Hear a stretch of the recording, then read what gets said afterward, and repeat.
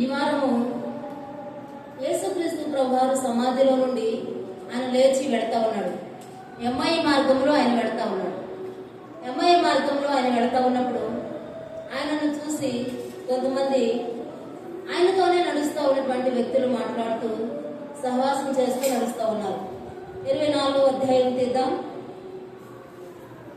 24వ అధ్యాయము 13వ వచనం నుండి చదువుకుందాం మనము.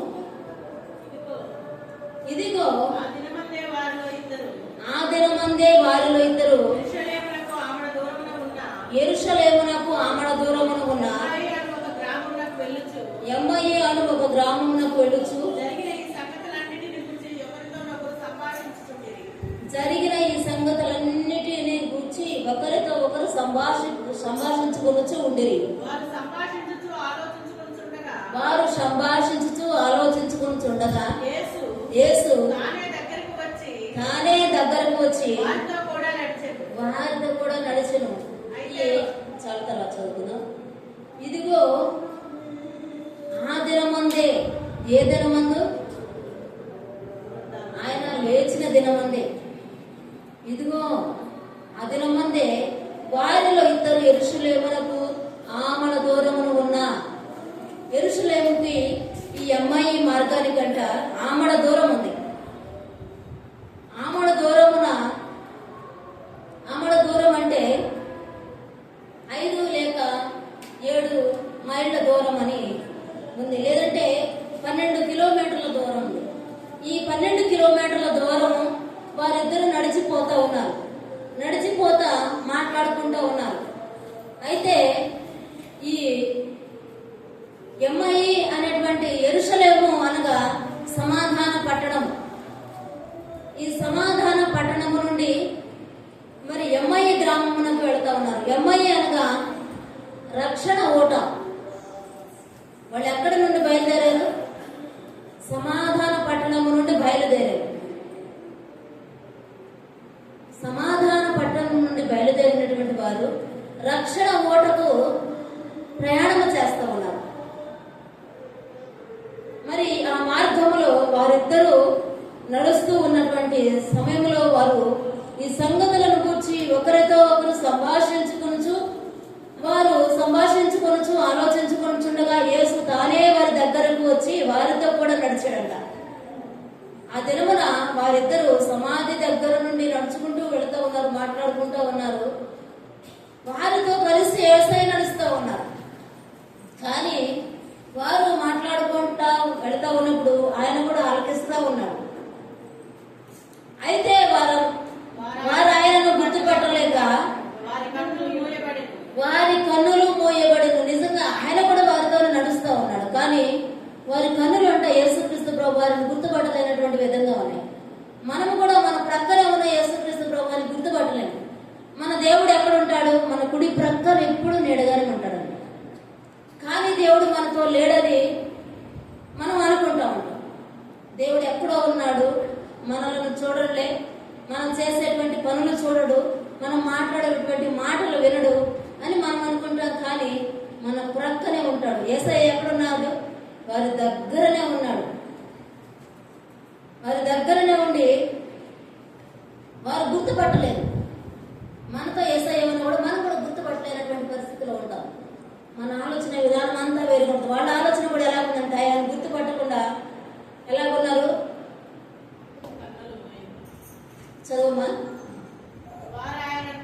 వారు ఆయనను గుర్తుపట్టలేకుండా వారి కన్నులు మూయబడి ఉన్నాయి. ఏ కన్నులు మూయబడి ఉన్నాయి? ఆత్మీయ నేత్రాలు మూయబడి ఉండొచ్చు. ఆత్మీయ నేత్రాలు మూయబడి ఉన్నప్పుడే దేవుని కార్యాలు మన కన్నులకు అర్థం కావు. దేవుడు అంటే మనకు అర్థం కాదు. ఆత్మీయ నేత్రాలు ఎప్పుడు తెరవబడతాయో అప్పుడే మనకు దేవుని కార్యాలు అర్థమవుతాయి. ఆయన మీరు నడుచుచు ఒకరితో ఒకరు చెప్పుకొనుచున్న ఈ మాటలు ఏమని అడుగగా వారు దుఃఖముఖులై నిలిచిరి. యేసయ్య వారితో మాట్లాడుతూ ఉన్నాడు. మీరు ఒకరితో ఒకరు మాట్లాడుకున్నటువంటి సంభాషణ ఏంటి అని అడుగుతూ ఉంటే వారంట దుఃఖముఖులై ఉన్నారు. దేవుడు మనతో కూడా అనేక సార్లు మాట్లాడుతూ ఉంటాడు. మనం ప్రార్థన చేసుకునేటప్పుడు మనతో మాట్లాడతాడు, మనం వాక్యం వినేటప్పుడు మనతో మాట్లాడతాడు, బైబిల్ చదివేటప్పుడు మనతో మాట్లాడతాడు. కానీ మనకు మాత్రం అర్థం కాదు.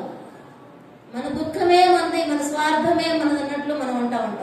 వారు దుఃఖముఖులై నిలిచిరి, వారిలో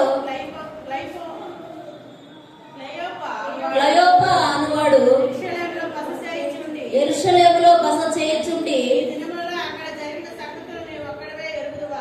ఈ దినములలో అక్కడ జరిగిన సంగతులు నీవు ఒక్కడివే ఎరుగుదువా ఆయన అడిగాడట. ఈ క్లయోప అనేటువంటి ఈయన ఎవరంటే,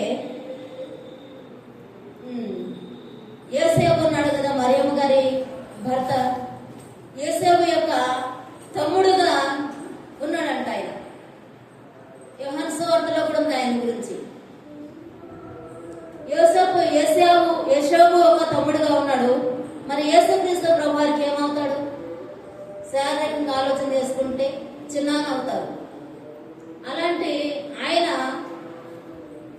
ఆయన ఆయన కూడా నడుస్తూ ఉన్నాడు, ఆ త్రోవలో ఉన్నాడు. వారిలో ఒకరు, ఆ ఇద్దరిలో ఒకరు ఈయన యేసుక్రీస్తు ప్రభు యొక్క బాబాయ్ గారు. లోక సంబంధంగా ఆలోచన చేసుకుంటే ఆత్మీయంగా ఆయనకు బాబాయ్ లేరు, తండ్రులు లేరు, ఎవరు లేరు. ఆయనకున్నటువంటి తండ్రి పరమ తండ్రి ఒక్కడే. కానీ ఈయన కూడా ఆ ఎంఐ మార్గంలో నడుస్తూ ఉన్నాడు. మరి నడుస్తూ ఉన్నటువంటి ఈయన ఈ దినములలో అక్కడ జరిగిన సంగతులను నీవొక్కడవే ఎరుగుదువా అని మాట్లాడుతూ ఉన్నాడు అని ఆయనను అడిగాను. ఆయన అవి ఏమని వాళ్ళని అడిగినప్పుడు వాళ్ళు నజరేయుడైన యేసును గూర్చిన సంగతులే అంటూ ఉన్నారు. యేసయ్య వారితో నడుస్తూ ఉన్నారు, కానీ వారు మాత్రం యేసయ్య గురించే మాట్లాడుకుంటూ ఉన్నారు. తన ప్రక్కన ఉన్నటువంటి యేసయ్యని గుర్తుపట్టలేకున్నాడు. ఆ విషయం ఎవరికి గుర్తుంది? రాను వారికి గుర్తుంది. మూడవ దినాన ఆయన సమాధిని లేస్తాను, నేను మరలా బ్రతుకుతానని చెప్పాడు. కనుక ఆయనకు ఆ సమాధికి గొప్ప ముద్ర వేయాలి, చాలా జాగ్రత్త ఉండాలి. కావలి వారు కావాలని రాను వారికి జ్ఞాపకం ఉంది, కానీ ఆయనతో తిరిగినటువంటి తన బిడ్డలకు మాత్రం జ్ఞాపకం లేదు. వచ్చి సమాధిని ఎత్తుకులాడారు. అక్కడి నుంచి యేసయ్య ఎక్కడికి వెళ్ళాడో తెలియదని మాట్లాడుకుంటూ వెళుతూ ఉన్నారు. యేసును కూర్చున్న సంగతులే అంటూ ఉన్నారు. ఆయన దేవుని ఎదుట, ప్రజలందరి ఎదుటను, క్రియలలోను వాక్యములోను శక్తి గల ప్రవక్త అయి ఉండెను. మన ప్రధాన యాజకులను అధికారులను ఆయనను ఎలాగూ మరణ శిక్షకు అప్పగించి సిలువ వేయించిరో నీకు తెలియదా అంటూ ఉన్నారు. యేసయ్యకే చెప్తా ఉన్నారు ఈ విషయాలన్నీ. మనం కూడా యేసయ్యకి తెలియదని మనం కూడా చెప్తా ఉంటాం చాలాసార్లు.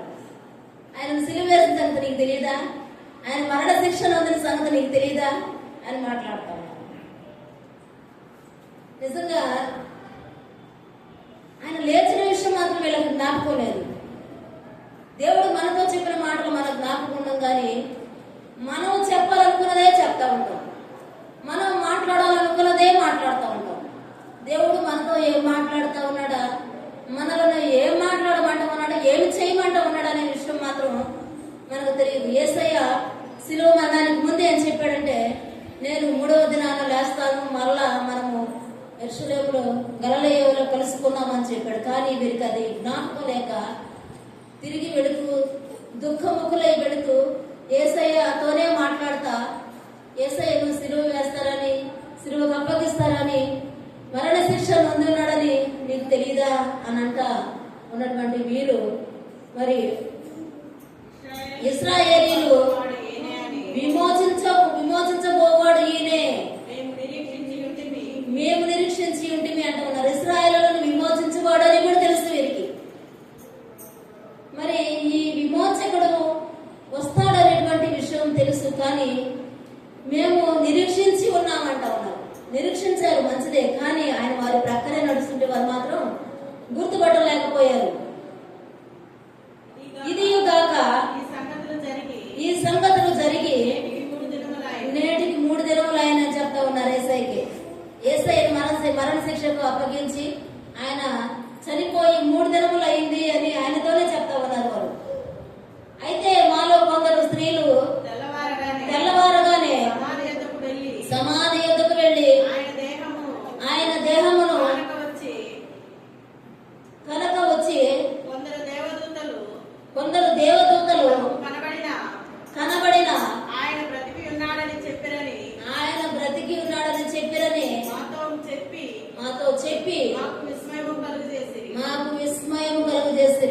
నిజంగా వీరికి ఇంత విస్మయము అందాల్సినటువంటి అవసరం లేదు. ఎందుకంటే దేవుడు ముందే చెప్పాడు వీళ్ళకి, నేను 3వ దినాన లేస్తాను, మరలా మీతోటి కలుస్తాను అని చెప్పాడు. కానీ వీరు మాత్రం ఆ మాట జ్ఞాపకం ఉంచుకోకుండా విస్మయం పొందారంట. విస్మయం అంటే ఆశ్చర్యం. అది అంత ఇది అయిపోయారు వాళ్ళు. తెలుసు వాళ్ళకి, కానీ జ్ఞాపకం లేదు. విన్నటువంటి మాటలు జ్ఞాపకం లేదు, వారి హృదయంలో లేవు ఆ మాటలు. వినే మాటలు మన హృదయంలో ఉంటే అలాగే మనం ప్రవర్తించం కదా. నిజంగా ఇతర భక్తి కలిగినటువంటి వారికి చెప్పేటువంటి వారు ఎవరు ఉండరు. అయ్యేయో మాట్లాడతారు, శ్లోకాలు మంత్రాలు చదువుతారు, కానీ అవి చదివేవాడికే అర్థం కావు. ఏదైతే చదువుతారు, మా నాన్నగారు కూడా చదివేవాడు, ఆయన శ్లోకాలు చదివేది, మంత్రాలు చదివేది ఆయన. అవి వాళ్ళకే అర్థం కావు, ఆ అక్షరాలు అవన్నీ, కానీ చదువుతారు. ఎదుటివాళ్ళకి చెప్పడానికి వాళ్ళ దగ్గర ఏముండదు.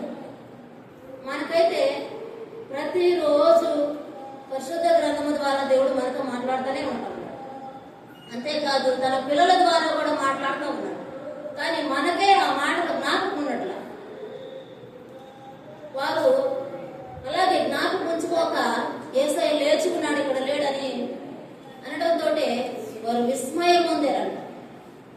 ఆ మాటలు జ్ఞాపకం ఉంచుకొని అనుసరిస్తూ ఉంటే అంత విస్మయం పొందవలసినటువంటి అవసరం లేదు. విశ్వాసం అయితే ఉంచారు, కానీ ఆ వాక్యాన్ని తన హృదయంలో లేదు. యేసయ్య చెప్పిన మాటలు వారి హృదయంలో భద్రపరచుకోలేదు.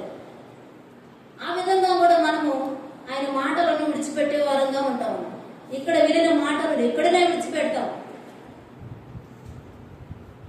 వాటిని మన హృదయంలో భద్రపరచుకోలేము. గాడిదలాగా యేసయ్యను మోసిన గాడిద నెమరు వేసుకోదు. ఆహారం తీసుకుంటా కానీ అది నెమరు వేసుకోదు. గొర్రెపిల్ల అయితే ఆహారం తీసుకుంటే మళ్ళా దాన్ని నెమరు వేసుకుంటూ అది అరిగే వరకు దానిని నవ్వుతానే ఉంటుంది. దేవుని వాక్యాన్ని మనం జీర్ణించుకునేంత వరకు దాని గురించి ధ్యానం చేసుకుంటా ఉంటారు. జ్ఞాపకం ఉంచుకోవాలి. అప్పుడే మనకి ఆయన చెప్పిన సంగతులు జ్ఞాపకం ఉంటాయి. విస్మయం పొందవలసినటువంటి అవసరం ఉండదు. తమతో కూడా ఉన్న వారిలో కొందరు సమాధి ఎదుకు వెళ్ళి ఆ స్త్రీలు చెప్పినట్టు కనుగొనరి గాని ఆయనను చూడలేదని ఆయనతో చెప్పిరి. సమాధి దగ్గరకు వెళ్ళారంట, కానీ ఆయనను చూడలేదని చెప్తా ఉన్నారు. అందుకు ఆయన అవివేకులారా అంటా ఉన్నారు. ఎంత మాట అనిపించుకుంటూ ఉన్నారు. ఆయనతో సమాధానం చెప్తా ఉన్నారు. మేము ఆయనను చూడలేదు అని చెప్తా ఉన్నప్పుడు యేసయ్య అంటా ఉన్నాడు, అవివేకులారా, ప్రవక్తలు చెప్పిన అన్నిటినీ నమ్మని మందమతులారా అంటా ఉన్నాడు. నేను చెప్పిన మాటలు మీకు జ్ఞాపకం లేదు, నేను చెప్పిన మాటలను మీ హృదయంలో భద్రపరచుకోలేదు. అలాగనే ప్రవక్తలు చెప్పినటువంటి మాటలు కూడా మీ హృదయంలో లేవు, మందమైపోయింది మీ హృదయం అంటా ఉన్నాడు. అవివేకులారా, మందమత్తులారా అంటున్నాడు. నిజంగా అలాంటి పరిస్థితి ఈనాడు మనలో కూడా ఉంది. చెప్పినటువంటి మాటలు మనం జ్ఞాపకం పెట్టుకోలేకపోతూ ఉన్నాం. బైబిల్ చదువుతా జ్ఞాపకం పెట్టుకోలేకపోతూ ఉన్నాం. కనీసం చెప్పేటువంటి మాటలను కూడా మనం జ్ఞాపకం పెట్టుకోలేకపోతూ ఉన్నాం. యేసయ్య చెప్పిన మాటలను జ్ఞాపకం పెట్టుకోలేదు వారు. అలాగనే ప్రవర్తన చెప్పిన మాటలను కూడా జ్ఞాపకం పెట్టుకోకుండా మందమత్తులారా అని మాట్లాడుతూ ఉన్నాడు. క్రీస్తు ఇలాగ శ్రమపడి తన మహిమలో ప్రవేశించుట అగత్యము కాదా అని వారితో చెప్పెను. మోషేయు సమస్త ప్రవక్తలను మొదలుకొని లేఖనములన్నిటిలో తన్ను గూర్చిన వచనముల భావమును వారితో తెలిపాడు. లేఖనములను మనం చదవాలి, లేఖనములను ధ్యానించాలి. లేఖనము అంటే దేవుని వాక్యాన్ని మనం చదివి ధ్యానం చేయటువంటి వారంగా ఉండాలి. దేవుని వాక్యాన్ని చదువుతూ ధ్యానిస్తూ ఉంటే మనకి దేవుని గూర్చినటువంటి విషయాలు అర్థమవుతాయి. ఆయనను గూర్చిన వచ్చిన భావముల వరకు తెలిపాను. మనం చదువుతూ ఉంటే చదివేటప్పుడు మనం విన్న వాక్యాలు జ్ఞాపకం వస్తూ ఉంటాయి. ఈ వాక్యం నేను విన్నాను కదా అని ఇంకా బాగా అర్థమవుతుంది ఆ మాట మనకి. వెంటనే దాన్ని రాసుకోవడము లేదంటే అండర్లైన్ చేసుకోవడం ఏదో ఒకటి చేసుకుంటా ఉంటాం. ఆయన వాక్యాన్ని చదువుతూ ఉన్నప్పుడు మనకి ఆ భావపు వచనాలు అర్థమవుతాయి. 28వ వచనంలో ఇంతలోనే తాము వెళుచున్న గ్రామము దగ్గరకు వచ్చినప్పుడు ఆయన ఇంకా కొంత దూరము వెళ్ళినట్లు అగపడగా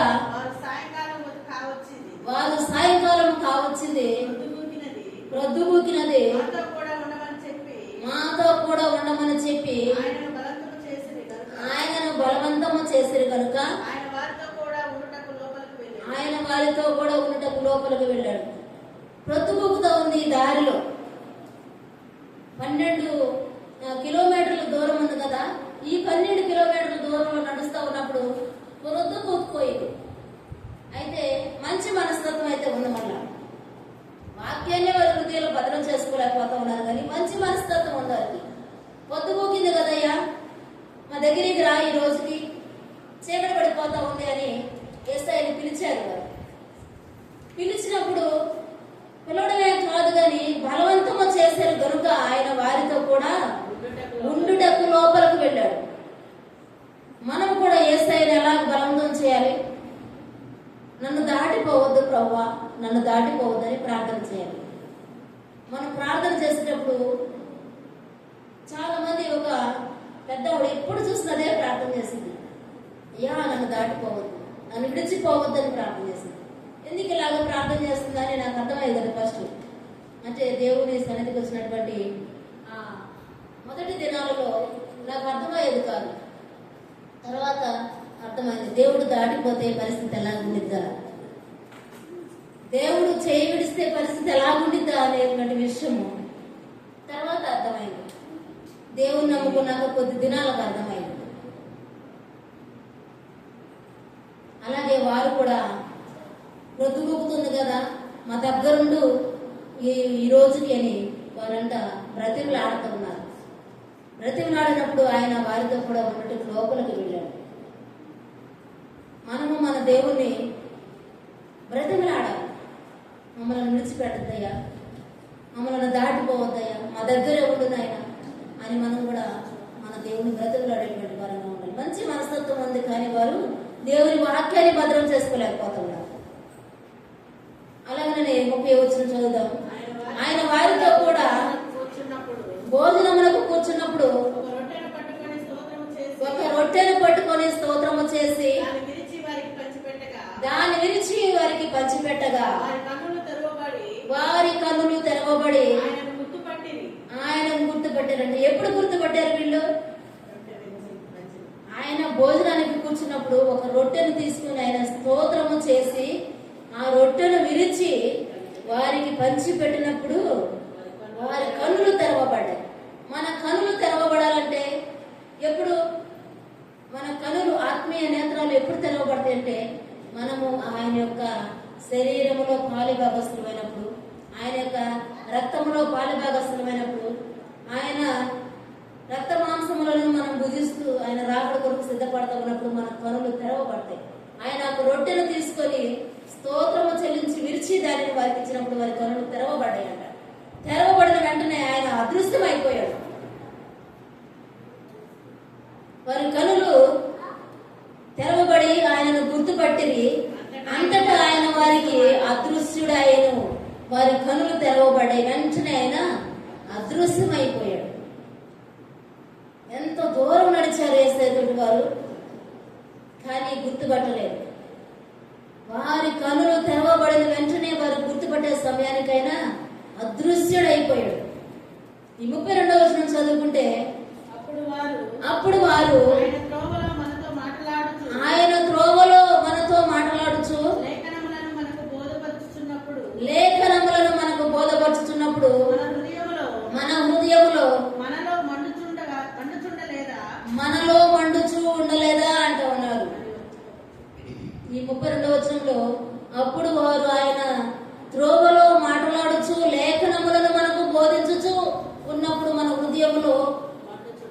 మండుచుండలేదా అంటారు.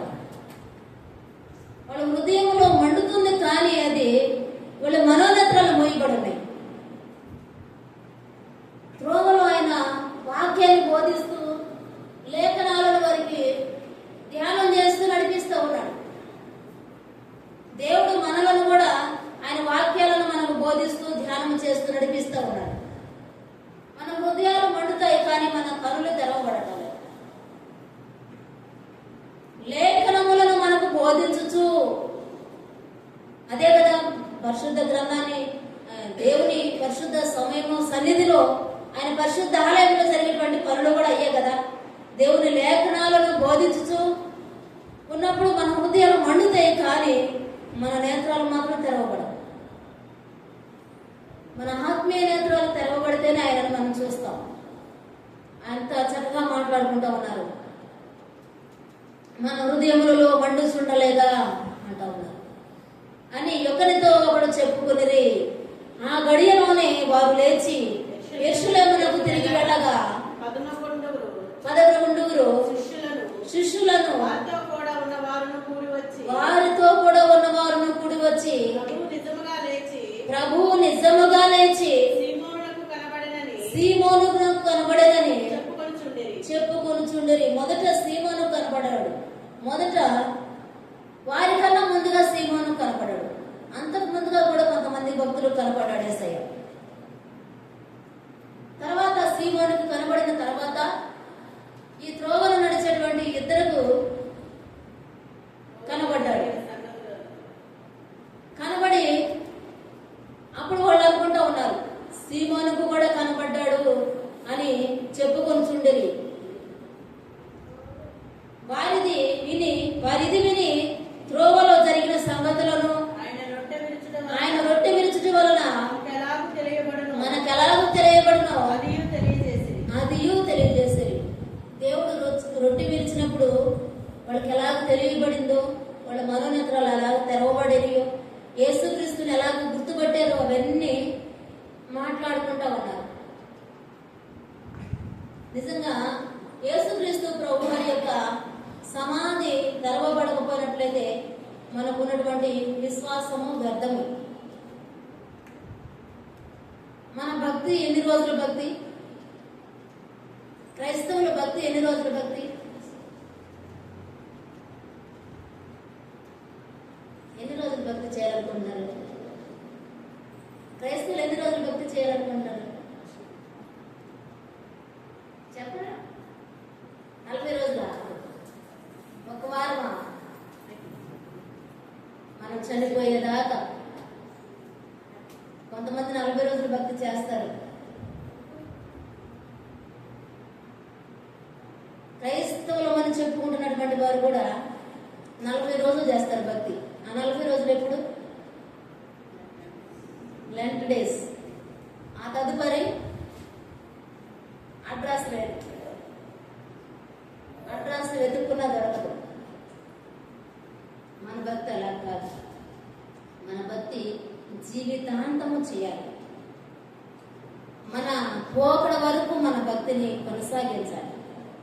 భయము భక్తి కలిగిన వారమై మనము నడవాలి. మరి ఎవడైనాను నన్ను వెంబడింపబోరిన వాడు తనను తాను ఉపేక్షించుకొని నా సిలువను ఎత్తుకొని నన్ను వెంబడించాలన్నాడు యేసయ్య. ఆయన సిలువను ఎత్తుకొని మనము వెంబడించాలి. మనలను మనం ఉపేక్షించుకోవాలి. అప్పుడు ఆయన సిలువను ఎత్తుకొని నడవగలుగుతాం. మనము ఆయన సిలువను మనం చనిపోయేంత వరకు మోయాలి. అంతేకాదు కానీ యేసయ్య సిలువ మోస్తా ఉన్నాడు, యేసయ్య సిలువలో చనిపోయాడు, యేసయ్య సిలువలో చనిపోయాడని వీరిలాగా దుఃఖముకులమై ఎల్లకాలము దుఃఖముతో ఉండడం కాదు. కానీ మన యేసయ్య లేచి ఉన్నాడు అనేటువంటి సంతోషంతో మనం బ్రతకాలి. ఆయన సమాధిని గెలిచి లేచి ఉన్నాడు. ఆయన లేచాడు కనుకనే ఈరోజు మనము ఆయన సన్నిధిలో ఉన్నాం. ఆయన లేవకపోయినట్లయితే ఈ విశ్వాసము మనకి అవసరం లేదు. అందరిలాగా ఆయన కూడా సమాధిలో ఉన్నట్లయితే ఈ విశ్వాసం మనకు అవసరం లేదు. ఎందుకు? ఆయన ఉన్నాడు, మనము ఉంటాం సమాధిలో. ఇంకా దానికి తేడా ఏముంది? మనం ఇంత భక్తి చేయవలసినటువంటి అవసరం లేదు. ఇంత జాగ్రత్తలు పాటించవలసినటువంటి అవసరం లేదు. ఆయన సమాధిలో నుంచి ప్రథమ ఫలంగా లేచి చాలా మందికి కనపడ్డాడు. ఆయన 500 మందికి ఒకేసారి కనపడ్డాడు. అలాగే ఈ ఇద్దరికి మార్గంలో కనబడ్డాడు, ఈ అమ్మాయి మార్గంలో. మరి సీమోనుకి కనబడ్డాడు, మగ్దలేని మరియకు,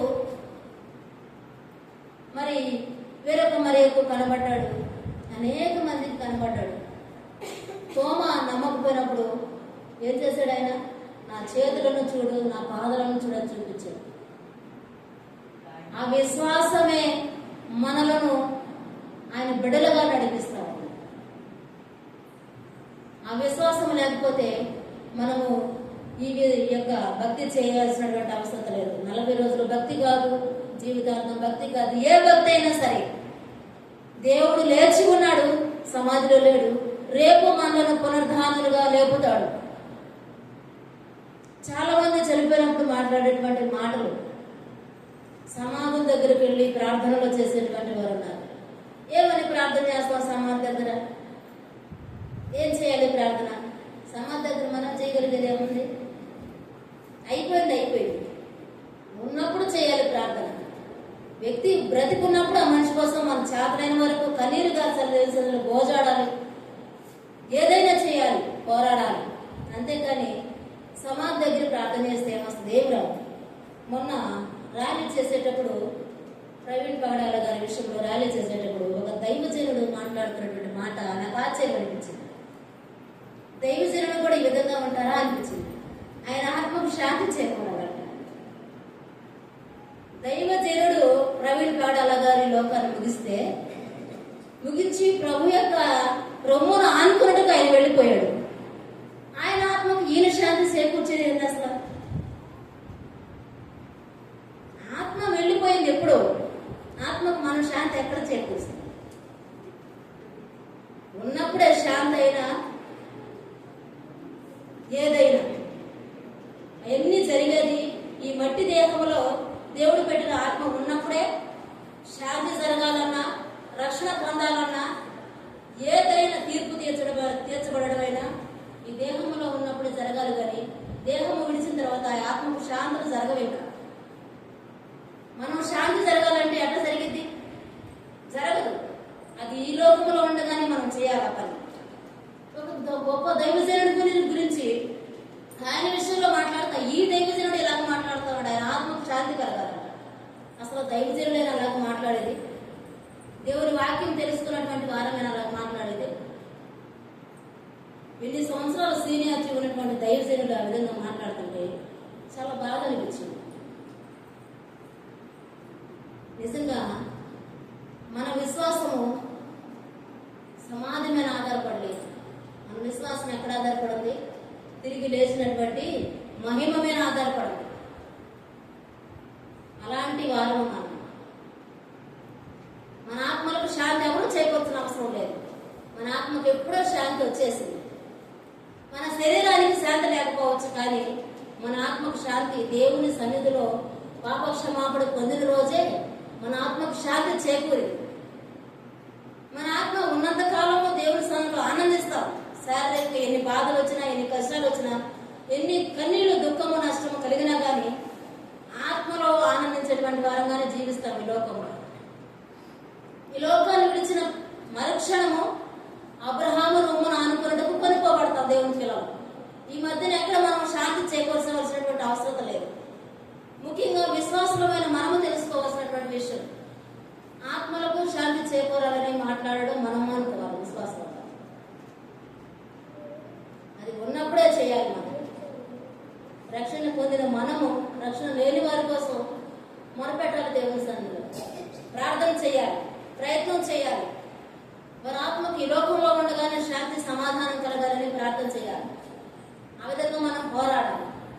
అంతేకాని ఒక గొప్ప దైవజనుడు తన అబ్రహాము రొమ్మును ఆనుకొని సంతోషిస్తూ ఉంటే ఆయన నిజంగా ఆయన ఆత్మకు శాంతి చేకూరాలని మాట్లాడడం చాలా ఆశ్చర్యం అనిపించింది. ఈ రోజుల్లో దైవజనులు కూడా ఈ విధంగా ఉన్నారా అని అనిపించింది. దేవుని పిల్లలైన మనకే తెలియకపోతే లోకస్తులకు ఏం తెలుస్తుంది ఈ ఆత్మను గురించిన విషయం? ఉండేది మనకే తెలియకపోతే జీవము కలిగిన దేవుని పిల్లలముగా, సర్వశక్తుడైన దేవుని పిల్లలముగా, సమాధిని గెలిచి లేచినటువంటి దేవుని పిల్లలముగా మనకే తెలియకపోతే ఇంకెవరో తెలుస్తుంది? మనము దీన్ని ముఖ్యంగా తెలుసుకోవాలి. మనం ఇక్కడ ఆత్మ విడిచిన వెంటనే అబ్రహాము రొమ్మున ఆనుకున్నాడు కొనుక్కోబడతాం. ఇంకా ఎక్కడ యాతన పడవలసినటువంటి అవసరం లేదు. ధర్మంతులాగా మన విశ్వాసము దేని మీద ఆధారపడింది? ఖాళీ సమాధి మీద ఆధారపడింది, పునరుద్ధానం మీద ఆధారపడింది. ప్రథమ ఫలముగా లేచినటువంటి యేసుక్రీస్తు యొక్క పునరుద్ధానం మీద ఆధారపడింది కనుక ఆ విశ్వాసంతో ముందుకు వెళుతున్నటువంటి మనము కూడా దేవుడు జీవ పునరుద్ధానములు మనందరినీ లేపునుగాక. ఆమేన్. ప్రార్థన చేసుకుందాం. అందరూ తలలో కొంచెం మోకరించినట్లయితే ప్రార్థన చేసుకుందాం. స్తోత్రము తండ్రి, మీకు వందనాలు చెల్లిస్తున్నాను. పరిశుద్ధుడా, గరుడా, శ్రేష్ఠుడా, విమోచకుడా, మీకు స్తోత్రాలు చెల్లిస్తున్నాం. ఆయన మీరు పునరుద్ధానుడు కనుక దేవా మీకు స్తోత్రాలు ప్రభా. మా తండ్రి అమ్మాయి మార్గంలో దేవా కొంతమంది బిడ్డలు మిమ్మల్ని గుర్తుపట్టలేక వారు దుఃఖముఖులై తండ్రి నాయన నడుస్తున్నటువంటి సమయంలో వారితో మీరు మాట్లాడుతున్నారు. అవివేకులారా అని మాట్లాడుతున్నారు నాయన, మందమతులారని మాట్లాడుతున్నారు తండ్రి. మా ప్రభా మాలో అలాంటి అవివేకం ఉంటే దయతో తొలగించండి నాయన, వివేకము దయచేయండి నాయన, సమయోచితమైన జ్ఞానము దయచేయండి తండ్రి. మీకు స్తోత్రాలు. మందమతులుగా మేముంటే మీరు తొలగించండి నాయన, చురుకైన వారిగా మమ్మల్ని మార్చండి నాయన. కృప చూపండి తండ్రి. మీ లేఖనాలను పరిశోధించే జ్ఞానము దయచేయండి, పరిశీలించే జ్ఞానము దయచేయండి. వచనమును మేము చక్కగా ధ్యానించుకునే కృపను మీరు మాకు దయచేయండి తండ్రి. సహాయం వచ్చేయండి నాయన. మా విశ్వాసము పునరుద్ధానములను ఆధారపడబడగా మేమందరం మీ జీవ పునరుద్ధానములో లేపబడడానికి మీ కృపను దయచేయండి నాయన. సహాయం చేయండి. ఈ మార్గంలో వారిని మీరు ఆదరించిన దేవుడు నాయన, మమ్మల్ని కూడా మీ ఆత్మతో నింపి ఆదరించి సహాయం చేయండి తండ్రి. మీకు స్తోత్రాలు మా దేవా, మీ వందనాలు చెల్లిస్తూ మీరు వాక్యాన్ని మా హృదయాలలో భద్రపరిచి నెమరు వేసుకుంటూ జీవించే కృపను దయచేయమని యేసుక్రీస్తు వారి అతి శ్రేష్టమైన నామంలో ప్రార్థించి స్తుతించి వేడుకుంటున్నాము తండ్రి. ఆమేన్. హల్లెలూయా.